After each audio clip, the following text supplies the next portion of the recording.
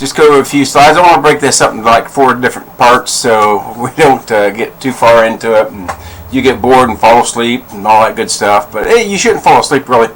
Let's just get started here. Of course, this is going to be on my YouTube channel. Ed's going to be loading some of his stuff later on, so that's just get here. I once slid down a hill and ended up in a creek, but that's okay. Ed once fell into a creek and spilled his coffee. This hill here, this was it was the first hill mound excavated, and this is actually where they get the name of the, guess what, Adena. This is the Adena mansion, and this was what they called the Adena mound, because that's the culture that everybody takes from, is the Adena. This is where it all started. Right here at this mound is where the name Adena was labeled to this culture. Adena is a culture. It is not the people. It is the culture. Okay, and then there's 33 burials were found in this mound, by the way. And by the way, this mound was taken off and hauled off into a railroad for railroad fill. So there we have it. And this one is at Miamisburg, West Virginia. It's 79 feet high. There's now, if you go there, there's none of these trees are on that mound anymore. They cut them all down, and there's no trees on this mound. So, and this is a postcard that someone sent somebody, or if someone took a picture of this, and this is what they get. But this is the mound down in West Virginia. Again, this isn't an Adena mound. This is part of their culture, building these big conical mounds like that. It's part of their culture. Okay, did I hit the wrong thing? I think I did. Yep. Okay, this is one in Miamisburg. This, I've been up on top of this. It's a nice little walk up there. And when they excavated this, they actually came down. Usually what they do is they start cutting off slices like this. So they'll start cutting into it slices like this, and they'll keep going down like this. What they did is they actually dug down into the center of this and then dug into the sides. And they found a couple burials in that. And again, this isn't an Adena mound. This is their type of thing that they did, build these. I'm not going to explain now and going into the part about how these mounds got this big. But what you have in this record here, I'm just going to give you a hint here. What they have in this record here is you have them digging down into this, and they say, oh, we dug down so far and hit clay, then we hit ashes, then we dug down a little bit more to hit clay, then we hit ashes. Just think about that. From Native Americans did not bury most of their dead, they were cremated. Now I want you to think about that for a while. And this one here is in the plains in Ohio. This one has not been excavated, and the people are very adamant in not letting that happen. And I agree with them. It doesn't. We dug into enough of them. We know what's in there. The only reason why I would like to do that is if to have a bunch of people here to see if there's a giant in this one. Don't mean a 12-foot giant. I mean an 8-foot skeleton in there. That's the only reason why I would want to do it. But that stuff should be left alone now. Okay. I once got chased by a dog. The owner said it was friendly. I fell into a small stream in the middle of winter, got soaked, but that's okay. Ed fell into a creek once and spilled his coffee. Ed's my co-author and stuff like that, if you don't know who Ed is. I said I could go on with large conical mounds, but this is just one of the characteristics of this people, and you would just go to sleep and fall out of your chairs, and I'd have to bring you back up. But remember, this is part of their culture, the Adena culture. These big conical mounds is part of their culture. Pennsylvania, West Virginia, Ohio, Indiana, whenever you see these big conical mounds, that was part of their culture. And here's another part of their culture, was stone mounds. They would make stone mounds or overlay a mound in stone. There was a coon path. There's a mound in Coon Path that was overlaid in stone. Most of the stones are gone now. And this one here is at Tarleton Cross. This mound here is stone. It's about 5 foot high. I have a video of that. It's on the other ones. But this is about 5 foot high. Someone one time tore all this apart. I don't know what they was looking for. A crystal skull. Don't get me going on that, the crystal skull thing. They can actually hydrate them skulls now, and the most they can get them dated back to is 1897. That's the furthest they can get them dated back to. Because now you can take crystal and you can tell when it's been worked on. and they've all been worked on about around 1897. Now there's other crystals in museums, like from Egypt and other places, that they do date back to that time period. So just think of that now. Just keep that in mind with the crystal skulls. And I hit the wrong thing again. And there. This is Glenford Fort. I was standing down. Well, the only time I was there, and I took a picture up this way. A lot of people take this picture standing here at this part, because if you stand over more to your right, this tree here blocks it, which is, that tree was probably wasn't there 200 years ago or 1,000 years ago. But I want you to notice the stone here and this stone here. That little ridge here you see on that is common. I'm not going to go too much into it, but it is common with the Dinas or the Andestes. That is a common practice with them people and that culture. And here's the stone mound there on Glenford, and the cut is right in there. But the cut in, so you just this is Glenford. This is up on top of it. That's a pretty good spot, pretty big. And stuff like that. So there is a stone mound up there, so that gives it away as being a Dana site. Okay, it's Glenford Fort and the stone walls. Again, I could bore you with all the fortified hills. Fort Hill and Shawnee Overlook are just two. Overlooks and stone structures are also characteristics of these people. Okay, another thing is their line of sight. This was just one of them. This one here goes from Ripley, and you can go right up through here and start right here. Here's Serpent Mound, and here's High Point Overlook. Here's Chillicothe. That's close to the college. That's Chillicothe, and right there is Tarleton Cross and Standing Stone, Mount Pleasant. And there's actually a couple other ones in between here, but that's just that line of sight that goes clear up here to Miami's. The stone right here, 70, up there, Brownsville, up in that area, up in there. So you got that line of sight there. And there was also another one up the Miami River. And there's also one up the Muskingum. There's lines of sight. They actually went from hilltop to hilltop up the Muskingum. So, but that's just another characteristics of these people, and they had a very unique way of signaling each other. The fire. And you can get with Ed and see how else. They also used mica and iron pyrite. That's fool's gold. Okay, this is where I'm probably going to end up in this one here. And later on, you can look into the next one with the serpents, stones, stars, and spirits. So I'm going to cut this off here and break this video up here and stop this one and continue on later on. And thank you very much.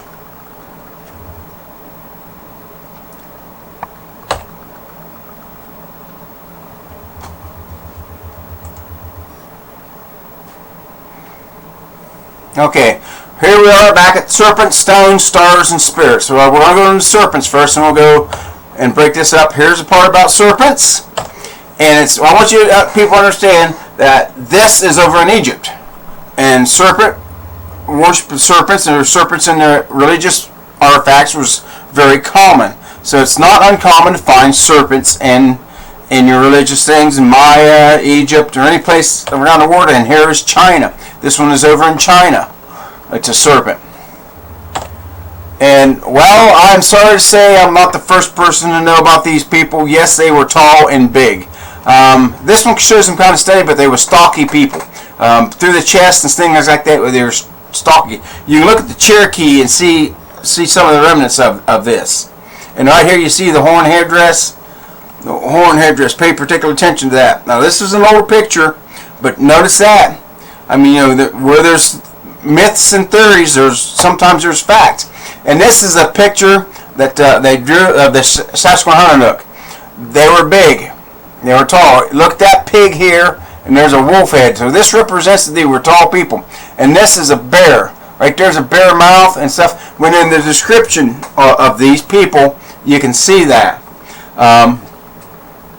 And right here, you see Sasquatch are a grand-like people. And unlike this, So there you see, there you have that. And by the way, Europe wasn't the first one to come out with a longbow. Right there's a longbow, and they usually are 7 feet or tall. Right there's a 7-foot arrow, and the club is a very big club. So there we have it. The Huron and other Iroquois-speaking people called these people Andaste Movie, meaning people of the black and rich pole. I hope I pronounced that word right there, right? Right there, Andaste. Andaste or Hano. So meaning people of the black and rich pole. Related to their building practices of erecting poles, or blackened poles, or stones. The French adopted a Huron term and called them the Andastes. Andastes in plural. And usually that's probably what they called themselves. The Lenape, Delaware, and Allegheny people used an ethnonym for their traditional enemy, Mingui, which meant without penis. Yes, I'm sorry, people. They were not very well liked. That's just the way. And that's a common misconception. When Europeans came over here, they would, well, who's these people over here? And the Cherokees, oh, those are the Choctaw. Which, if you really want to know some of the terminations of what other tribes called each other, you're not getting the true thing and meaning what they are. But they would ask the tribe there, and they would give their definition of what that tribe is, not their actual name. So, that's just to clear up a few things. Okay. Powhatan called them Susquehannock, English Susquehannock, or Conestoga, after the town they lived in, probably taken from the term Conestoga, possibly meaning place of the upright pole. They were not the Allegheny because they were not in that area until 1678. The Andastes were wiped out before this even happened. You can get into Ed's thing or future thing. They was wiped out before 1670 or near extinction at that time. Okay, now here we have the disc that Ed talks about in his talk, and here we have a serpent. Here, where this is talking about the serpent. And here we have the serpent, the horned serpent, right there. And right there is a man with a horn headdress on. Okay, so this tells you that this is probably petroglyphs by the Andastes, or the Indiana tribe, the Indiana people. That's what they call themselves, Shoshannonok or the Andastes. So you can call them anything you want, Andastes. And this is by my daughter. I had her draw this up for a specific reason. I want you to take note of this. Just some of the makers. And here is this is New York, Woodstock. I'm going to mention Woodstock. For those that went, you probably don't remember it, but you probably don't remember where Woodstock's at. It's down in here. It's right down in here. It's along the river here.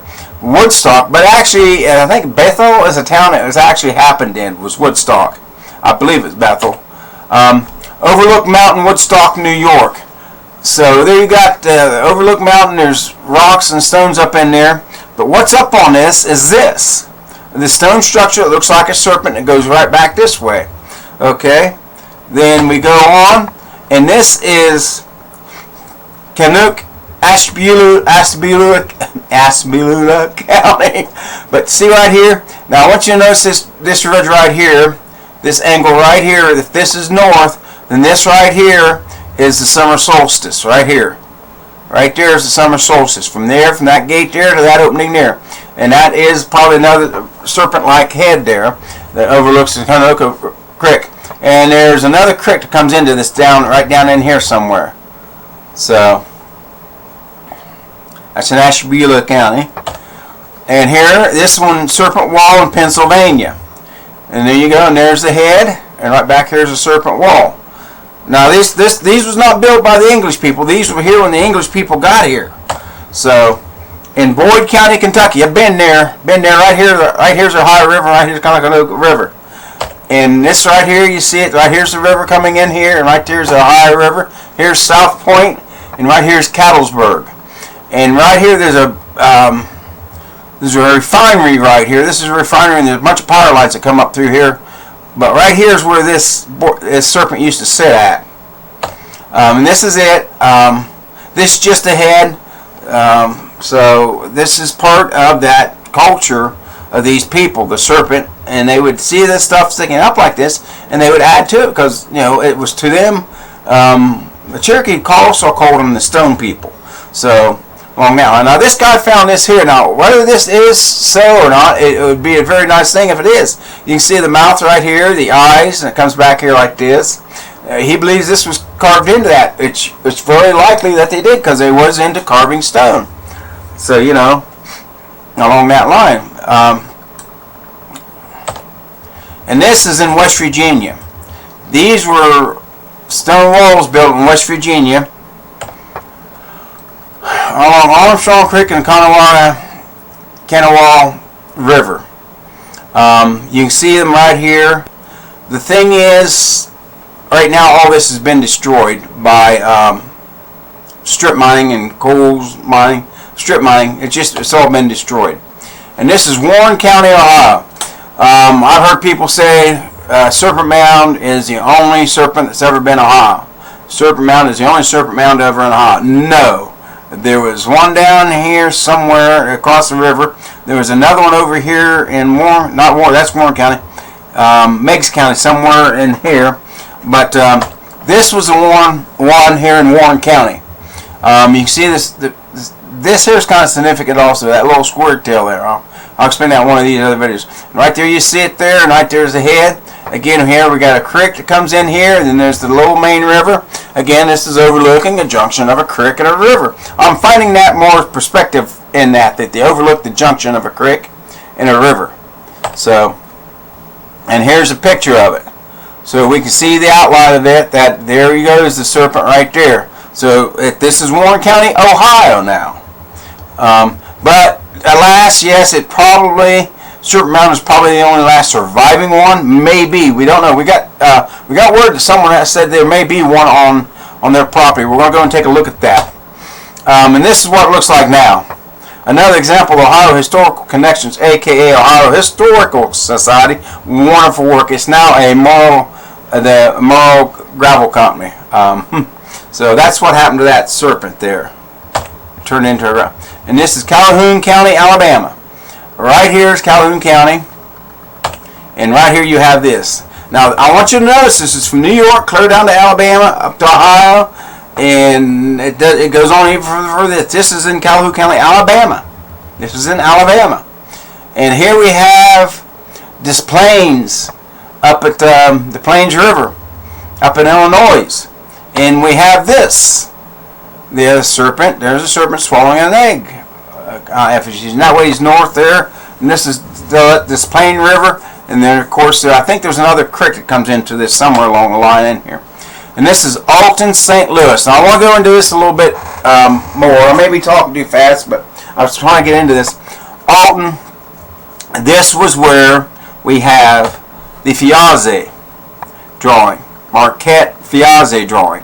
This is his inscription of that. You see the long big tail, and here's the horned beast, or the serpent, or whatever, the horned beast, and that was that. And now there used to be two of them. Here's one here, and this is a depiction of it. The Fiaze, the upper Fiaze, lower Fiaze, and middle Fiaze. The different things, and this was the upper Fiaze. And there you see the horned serpent and all that, and the winged serpent, and it's all inspiring to all those who viewed it. It's a wonderful thing. Of course, it's not there no more. It's been destroyed. This is a lithograph of it. So this is quite a fearsome beast. And here you see the horns and stuff like that. Now, this is in Missouri. This is in Missouri. I think, it's in the drawing is in Chicago, Illinois, and Springfield and stuff like that. Okay, but this here is out there in it, and here we have once we're looking at a thunderbird or a bird effigy around Portsmouth that contracted Lyme disease, but that's okay. Once Ed fell down almost on his face and spilled his coffee. I wanted to take some time to explain the last few years when archaeologists see certain images, they ascertain these images to a certain group or to a certain culture. Well, since they only want to place the Adena to a certain place in America, I now lay claim that any thought or idea that places them outside that realm is mine and Ed's. And I have shown that people who are outside of just the Ohio region or the Pennsylvania area, matter of fact, they were very traveled and spread out over time. I really do not care what you want to call them, but I have shown what they referred to themselves and what others have called them in the Americans. Yes, they were tall. Were all the Andastes tall? I don't think so. I believe the vast hierarchy was. Even the regular Andastes were taller than most Native Americans.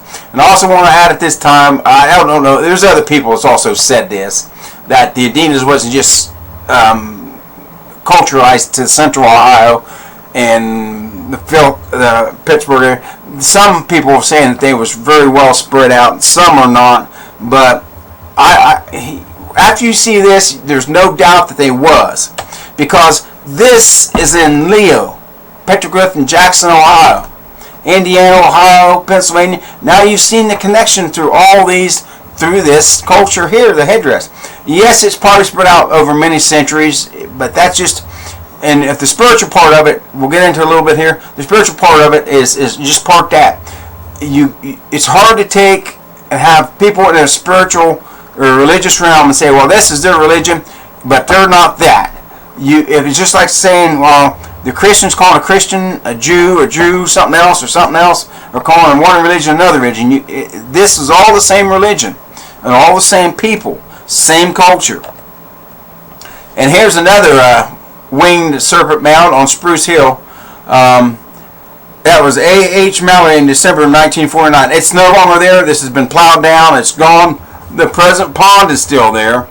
The pond is still there, but the mound, I don't even think. I'd like to see a LiDAR of that hill to see if this does show up. This is a plate I ran across, and I think some other people have got this plate too. It's a plate from Putman. You see the coral here. And by the way, this was only like 1.5 feet tall. Okay, we're going to count the corals. 1, 2, 3, 4, 5, 6, 7. Well, if you look at Serpent Mound today, there's only 6 corals. Why would this 7th one have a big impact on anything? Well, the serpent, the horned serpent, Chucula, had 7 hearts, 7 corals.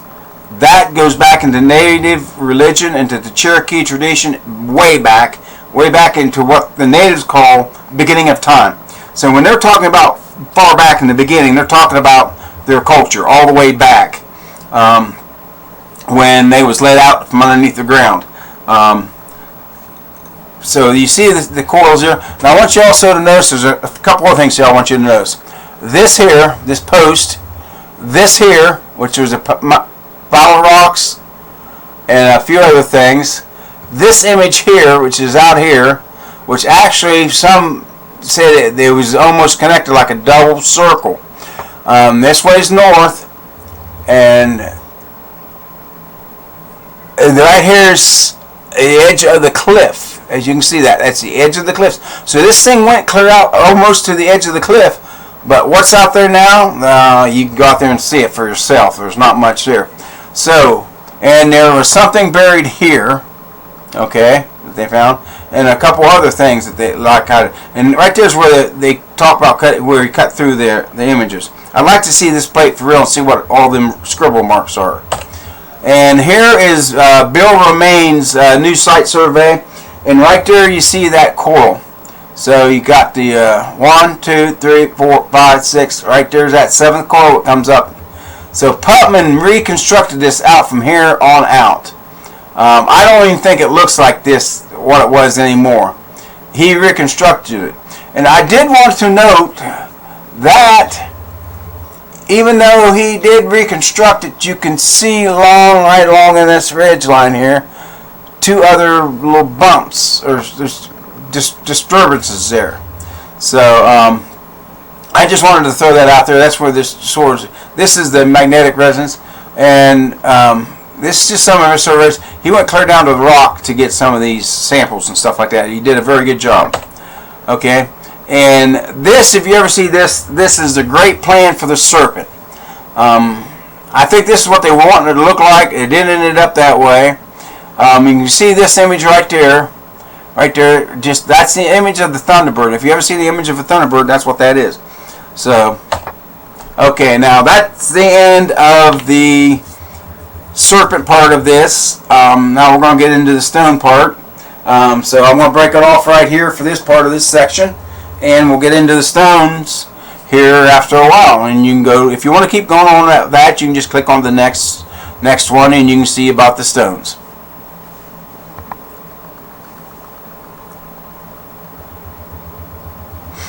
Okay, well, okay, now here we are again. We're going to get into stones. The Andastes, the Adinas worked with stone. They were called, like I said, some people call them the stone people. How do we know this, that they did? Well, here, this is a monolith found by Jeff Wilson in Los Angeles. Some people said, no, well, that's just part of the thing that fell off the face up there and it wasn't there, blah, blah, blah, blah, blah, blah, blah. You got to understand the difference in geology between the face of that up the serpent and toward the back end of the geology of this site. Out front, this is dolomite, by the way. That's what this is. This is dolomite. They thought maybe they dragged this in from another place because it's solid dolomite. I'll show you where this came from here in a little bit. But this was found down over the edge, straight down on the west side toward the creek. I believe it was thrown down over there by the Cherokee, because the Cherokee have accounts of them going through, taking these sites and doing this, throwing these down off the side on the west inside, throwing them toward the creek, or even putting them into water to put them to sleep. You throw it to the west side because that's where the sun sets. That's taking that spirit, if you get into the spirituality of it, taking that spirit and putting it to sleep where the sun sets. So, I mean, you need to get back into... I think if you're going to be an archaeologist, you have to get into the religion and do a 2-year study of the religion. I don't, maybe they do, I don't know. Or maybe I'll take an archaeology course and see, but that's just part of that. And if you look at this, right down here, you can see this plinth laying right down in there. It was stowed over even back in there. That plinth is laying down in here. It was stowed off from up in here and comes right straight down. Notice there ain't no big trees or nothing up here, and you can actually see the edge of that, which actually, what does that look like? There is that snake, or that head of that snake, or whatever. Amazing, isn't it? And this is the dolomite that comes off this area. Notice that how it's not solid. It flakes off. Matter of fact, in some of the caves and stuff, it comes down here in Worcester here, and it washes out and it's flaky. It's just small particle dolomite, which does have crystals in it, by the way, and that lays part of this site and why it's so, why the magnetic field is so strong there. And this is the biggest piece of chunk you can get out of that. Notice these leaves here. I think that's jewelweed there, but it's not a very big piece. It's probably maybe the size of a basketball. That's as big as it gets right here. So you're saying, well, where'd that big piece come from? If they didn't drag it off there, it's been tested and showed to come from that same area. Yes, and where it's come from is A.W. Kelly showed me this. He took me down there and showed me this. This, you can stand down here, look right up this way, and you can see the face of the serpent. And right back here behind this is a swirl hole.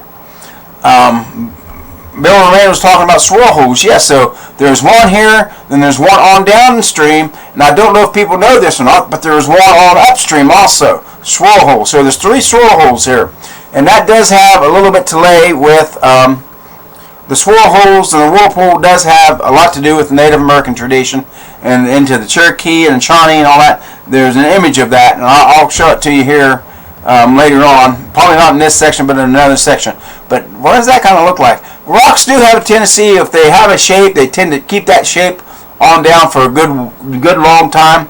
Even 2,000 years, this would keep the same shape as what is it. Because, you know, it'll keep its shape pretty well until something really happens to it, you know. And this is Larry Gallant with the monolith at Perrysburg. Okay, you can see here, this is where it was sitting at. It was set up on top of here. And right here's the other part of this, down in the creek. And right there, I want you to notice that cut right there on that monolith. Now we back up here. And I want you to notice, if you get off the one side, you can actually see this cut a little bit better on this. Right there. So, we get back to Larry Gallant. Then we go to this is Standing Stone. This isn't the original one. This was torn down and they reconstructed it.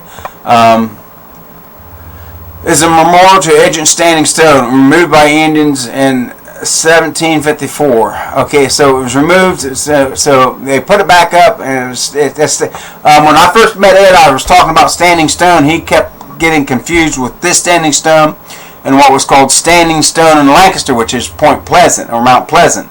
So Standing Stone, upright pole, was known among these people. And yes, the Andastes and the Adinas was here around Lancaster area. And this is over in Juliet. Juliet and Huntington, actually it's Huntington. It's in Huntington, right here is where this is at. Huntington, Virginia. And it's on the Susquehanna River. Right up here, you come up here, and it's right here. So right there is Huntington. Right there is State College, by the way. And this is the people. Again, here's that image of them. The Susquehanna people are grand people. You know, PEO equal PLE, and that's a. So see, that's just, they stood out so much in John's mind that he made an account of them. And this is a fishery that was built a long time ago. And I want you to notice that it's shaped here like a dam. Notice how Native Americans knew what they was on. They did that. That would slow this water back in here and allow fish to be back in here. And here again, you got big stones being moved, and some of them is even being worked. And this is out in Missouri. This is a monolith out in Missouri. Glacier concave that was stood up and worked on. So I mean, that's in Missouri. And this one here is monolith on Keweenaw, Pennsylvania, and Michigan, or Copper Country.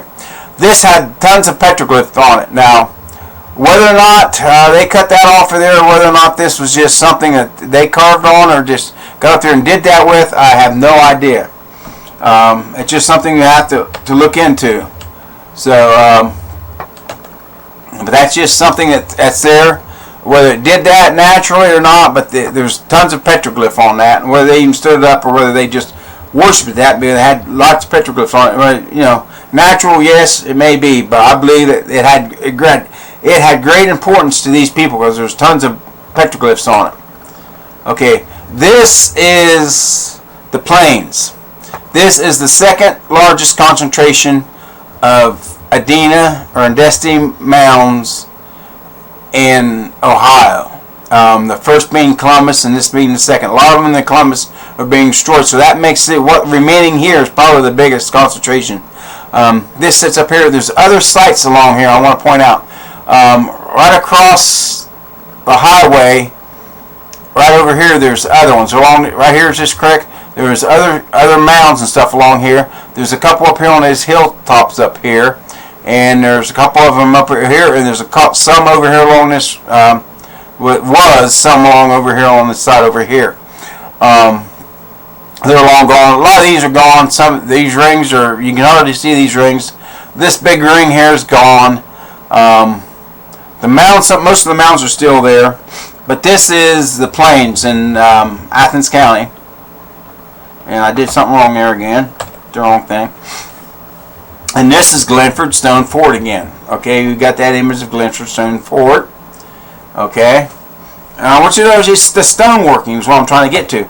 And this is that image of that. When you're standing in that, you're looking up that stone. They cut this out of there. They cut this. They chipped that away. Okay. So, and that just to get you into understanding that they've worked stone, they know how to work it, and they could use stone and form it in the way they wanted to form.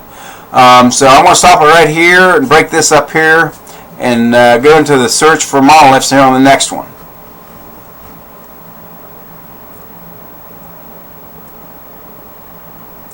Okay, right here is where we're going to get into the search for the monoliths. And we go to this, and this one here is Paul Gardner with a monolith with pictographs, and you can see it barely here. You can see the pictograph of the bird right here, the winged person, and you can't see this animal. I won't get too far into that. Yes, you know it's that monolith because of a certain cut in it. And right there's a creek. You can tell if any farmer know there's right here's a farmer's field or whatever, but you can tell there's a creek running down that way. I'd like to get down there and see that a little bit better. And this is an undisclosed property. Right there's the cut on that. Notice that cut right there. Right there's the rest of it. And this is not cut with, there's no tooling mark on this. There's no tooling mark. Right there's that cut. And right here's, this is over another place. And right here's, do you see this here again? This is at over, there is an Adena mound there. An Andaste mound. And it's quite big. And then there's this one here. Matter of fact, this has the shape of one that something else that I found that someone said it was just another rock, but this is the shape of the rock. This wasn't very far. This is at the same place that the other one was. One of the other ones was at. And this one here is one that we found, and it has a piece that went with it. Was there? Notice the cut. I believe this piece went with this piece. Same shape, same thickness, very close to each other. And not Agent Aliens. People see this, oh look, laser cutting. No, that's lapping marks. Lapping marks. Sim, lapping marks. That comes in afterwards. Those are lapping marks. Lapping marks. Well, you say, well, what are lapping marks? Lapping marks comes when you start cutting something. Now, you can use a copper tube or anything. You can use a copper tube. Soft copper will work. Rope will work with sand on it. They're just lapping marks. You can see them. It's where you go back and forth to cut something like this. Granite or whatever. Quartering, lapping marks, rope sawing. What they used to do to cut chunks out of in a quarry was they had big pulleys up the top and the bottom. They dried a rope. And they used steel cable after you got done with rope, and they put sand and water in that mixture, and that would cut down through that and quarry down through that, and them ropes would just sink down in there and keep a nice straight line. It's something that's been done for centuries and centuries.